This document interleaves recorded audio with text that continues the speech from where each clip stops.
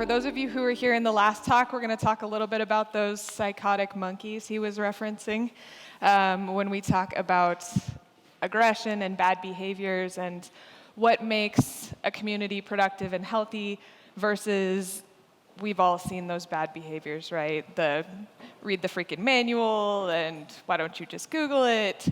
So that's what we're here to talk about today.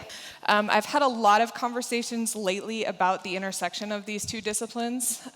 Community management, for those who aren't as familiar with it, is basically we take developer relations and we have to scale it. We are very concerned with the group dynamics, making sure that people are feeling like they are welcome to participate, that they have something valuable to contribute. So that's what our talk is going to be about today. Community leaders are essentially the conductor that runs the train. We make sure that the community gets where it needs to be on time, on the right track, and safely. And what that means is we're primarily, in many cases, responsible for managing the platform. We're also responsible for making sure that people's interactions with each other are safe and welcoming. So what you may have heard, if you were here in the last talk, is talking about how to interact one-on-one with someone. Community managers take that role, but they become they become essentially the mediators. We have to make sure that everybody is interacting with each other in a way, again, that makes them feel like they're a valuable contributor to our community. If you're here to figure out if diversity is a good thing, that's a different talk. We're going to have to just agree that diversity is a good thing. So when we get into talking about psychological safety, this is really what we're talking about. Making sure that we are having a diverse representation of opinions and experiences throughout our community. We know that this isn't happening when we see certain metrics, which we'll get into a little bit later, but essentially we want to make sure that people feel safe to take risks without fear of retribution or repercussions. What this means is I should be able to walk into a room and say, hey, I have a great idea, let's do it this way. Or, I don't understand, can you explain it to me? Without someone telling me, you're an idiot, why don't you go figure it out for yourself, I'm not here to do your job for you. So when we're looking at a community, we are dealing with that dynamic that maybe many of you have seen in a team that you've been on, or anywhere on the internet. We have to make sure that we are facilitating those conversations. There are many factors that go into somebody's psychological safety, their sense of safety. One of the core ones that we see a lot if you follow any of the diversity and inclusion conversations going on is representation. We have to see others who look like us in the community. It's even better if we see them in positions of power and influence. So as a community manager, if you are building influencer groups, you need to make sure that you are building groups that are representative of a wide diversity of experiences. So the other items you see here, shared goals, shared values, these are things that even not in a digital community, any group that you belong to, typically you're there because you have some sort of shared experience, shared objectives. You're there because you can relate to other people. Now, for us, we have a massive portfolio at SAP. And because of that, our community is, as Tamara referenced, 2.8 million members strong. What this also means is that we can't have a community team that necessarily is knowledgeable about every one of those products. So our job is not to act as the direct moderators and product experts. Our job is to empower those people who do know our products to then work with the beginners, the people who are just coming into our ecosystem, and helping them to make sure they understand how to get started, how to develop their careers, how to become better SAP professionals. We also have shared standards and expectations. So this kind of goes in with shared values. Basically, we should all have an understanding of how we expect other people to behave. So when you're on the internet, you may have an expectation that, oh, trolls are a normal thing, whatever. But we want to kill that expectation. We want to say, no, we don't accept that. In our community, you won't behave that way because we don't expect that of you. And the last one here is community enforcement. So You will see this reflected later in my slides as well. Basically, this means empowering the community to self-police. So giving them the tools that they need when they do see bad behavior to say, no, stop, we don't like that, you can't do that here. This is an important one when you're talking about underrepresented groups. Risk tolerance is extremely personal. Depending upon what you've been through before you ever made it to our door, you may have very little emotional currency left. So when you come in, we have to make sure that there's as little resistance as possible to allow you to participate in our community. When you're coming up against oppression, microaggressions, everyday things, by the time you get to us, you just want to do your job. You don't want to have to deal with bullies. You don't want to have to deal with gatekeeping. So our job is to make sure that that doesn't happen. I came up with this little cycle to show how the different ways, especially underrepresented groups, interact with a community that is not healthy. And it feeds into itself. So if you come into a community, you don't see diverse voices represented, you don't see people feeling like they can contribute, that they can speak up and say, hey, that's not okay, or, hey, I have a different way to do this, then you're not gonna wanna participate. You're going to, A, feel pressured to act as the token person. So if you're the only woman in the room, suddenly if there's a question about, hey, what do women think about, hey, Susie, what do women think about that? And you're like, I know what I think about that. I don't know what other Black women think about that. I don't know what other LGBTQ people feel about that. It shouldn't be on me to represent everyone who looks like me. You are also at risk of encountering more of that biased bad behavior when you are the only one in the room. Your psychological safety goes down. You no longer feel like you should be able to speak up.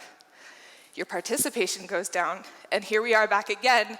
Now you're not participating, so the next person who comes in the room who looks like you doesn't see you either.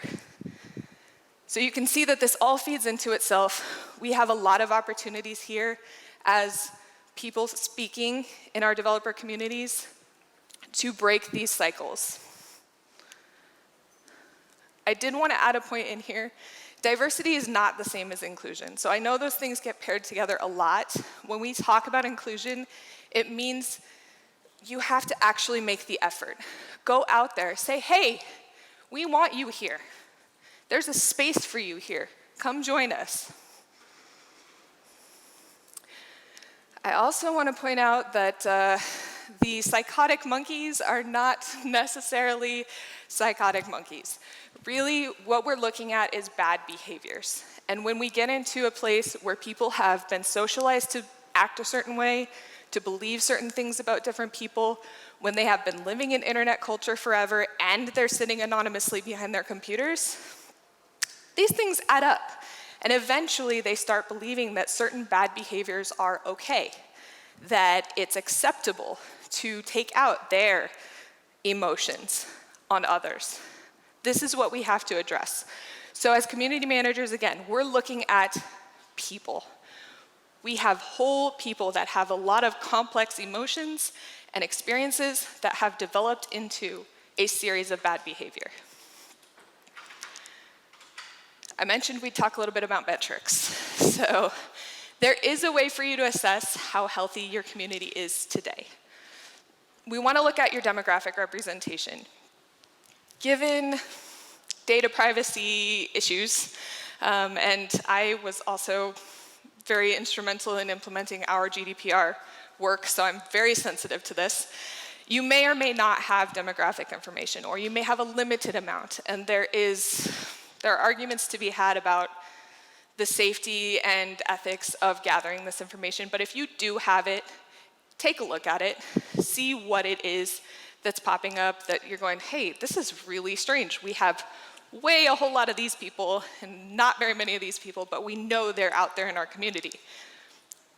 Holistically, our community, not necessarily on our website. So we want to figure out, okay, is there a way for us to go out and invite those people in? Your stickiness. How often are people coming back once they've come to your site? As a new member, when I come to your site the first time, what kind of behavior am I seeing? Am I seeing people who are being really bad to each other, who are really bullying each other, they're making it not a fun experience? I'm probably not gonna come back, right? So we wanna look at that. We wanna look at engagement rates. So how many of your visitors are actually taking action on your site versus just coming and taking a look? And then member satisfaction, this is something that you basically have to survey and talk to people. You have to go out and make the effort to find out what is your experience like with our community. There's lots of others you can do. This is a good starting set. So, one other thing you should know about me is I am also a certified change manager. So my focus in a lot of this is human behavior and looking at how do we change people's attitudes, how do we change habits?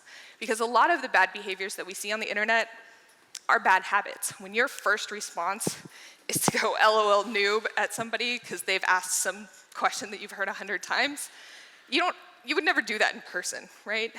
But we've become so numb to this and we've developed these bad habits that we have to take now a proactive approach to changing those behaviors. The first step is to develop your code of conduct. So if you don't have a code of conduct, you need to write one. If you have one, and this is an exercise we actually went through within the last year or two, you need to actually sit down and look at it and say, okay, am I creating loopholes with this by trying to make my code of conduct very specific to particular incidents we've dealt with in the past? If so, you're going to have others who go, I didn't technically break the rules, so you can't do anything to me. Instead, we need to make sure that the code of conduct is broad enough that it covers general bad behavior. We've seen this in a couple of major community sites like Stack Overflow, where they've taken an approach to try to fix the culture, but we have to make sure that we are making it broad enough that it's enforceable, it's clear and understandable by everybody. Again, that goes back to that shared values and expectations point. It's concise. We don't want something that people are gonna look at and go, I'm not gonna read this. What is this, the terms and conditions? Like, no. And again, it has to reflect our shared values and goals. It needs to be something that everyone can buy into and say, yeah, I agree with this, and we should enforce this. And lastly, it must have clear consequences. One of the things we'll talk about in a little bit is consequences. We have to be transparent and make sure that people understand what action we are going to take as the caretakers of their community, as the conductor of their train. What are we going to do to course correct?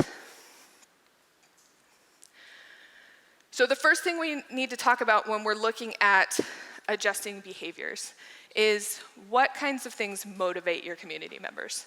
Motivation is, again, extremely personal. It will be a combination of intrinsic, which is very internal. These are things that are generated from within you. So if you are working on a project because you're really excited about it, but you're not getting paid, you're not gonna show it at work, this is just something you like to do, that's an intrinsic motivation. There are also extrinsic motivators. These are much more clear, obvious motivations. So if you're getting paid to do your job, that's why you go to work. If you are excited to go to your conference because you're getting swag, gamification is something we use quite a lot in community management for this purpose. Career advancement opportunities, these are all things that are external. And they don't necessarily have to be positive, exciting things either, right? These could be obligations, like I have work obligations. If I don't do my project, I'm probably gonna get fired. So anything that is an external force upon you. So we have to understand for our users generally, how can we motivate them to make the behavioral changes we want them to make? These are some good questions to ask and to think about what your users are asking themselves as you're developing your plan to make this cultural change in your community. What makes me feel good? What do I hear from others who I respect? What happens if I don't change? Are there consequences to that? And finally, what happens if we as a community don't change?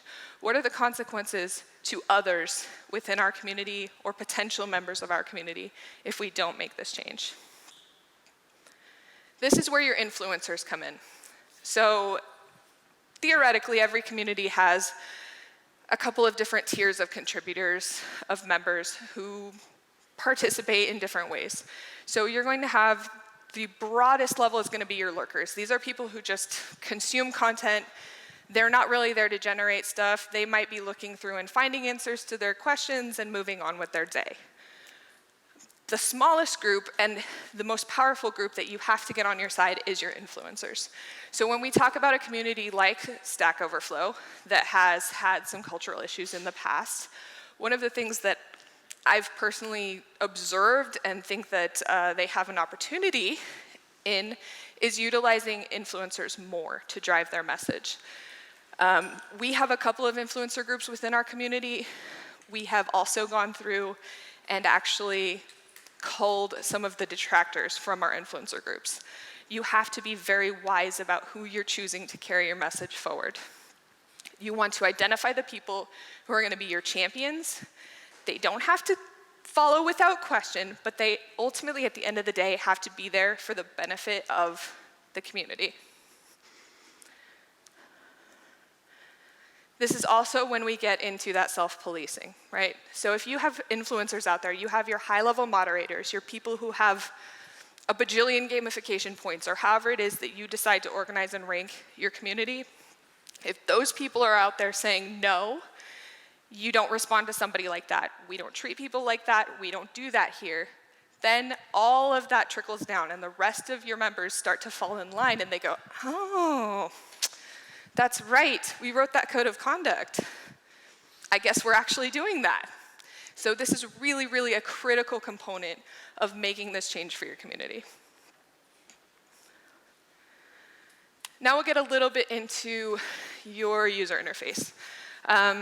Many of you, if you have a community, are probably using a vendor solution of some kind, whether it's Lithium or I heard Discourse earlier.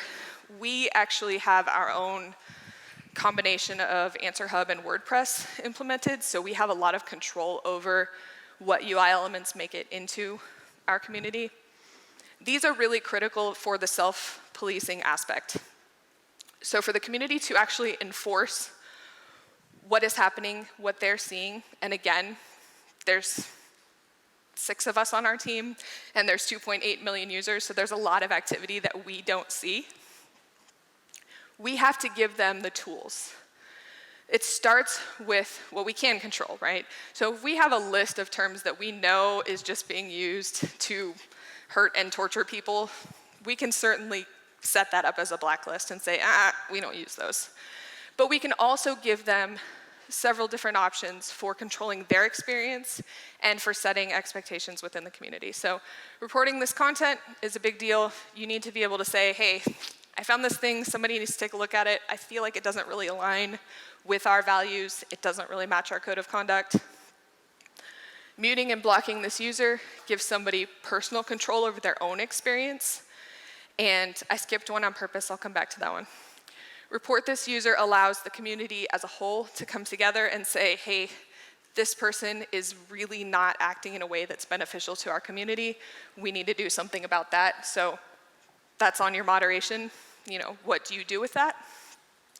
The one I skipped is data privacy and control. And I mentioned that I have worked on our GDPR implementation, which had both user interface and policy ramifications, obviously. I really believe firmly that users should have as much control as we can possibly give them over their own data. So that means that we have to allow them to leave. Any good relationship, you should be allowed to leave. So this means giving them as easy as possible ability to delete their data, to hide their data. So for example, we have the ability for our users to hide their profile from being public as often as they want. They can turn it on and off. It's kind of annoying for other users because you may have just turned it on to answer a question and then turn it back off again.